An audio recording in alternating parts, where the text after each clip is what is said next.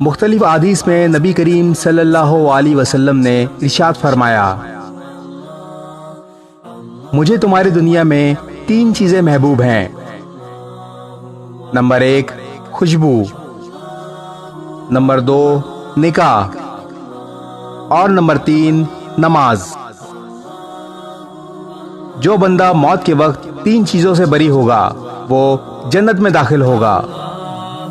Number 1 تکبر، number 2 قرض، اور نمبر 3 خیانت۔ 3 چیزیں اگر دی جائیں تو منع نہ کرو۔ نمبر 1 خوشبو، نمبر 2 تکیہ، اور نمبر 3 دودھ۔ 3 لوگ جنت میں داخل نہ ہوں گے۔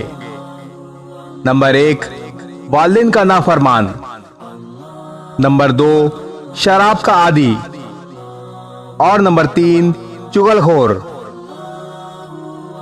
3 لوگوں کو اللہ تعالیٰ عرش کے سائے میں رکھے گا۔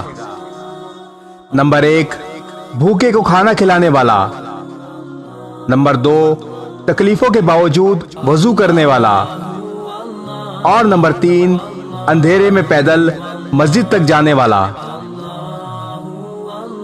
ایک اور حدیث میں رسول اللہ صلی اللہ علیہ وسلم نے ارشاد فرمایا، اللہ تعالیٰ اس شخص کو تر و تازہ رکھے جس نے میری کوئی حدیث سنی اور اسے دوسروں تک پہنچا دیا۔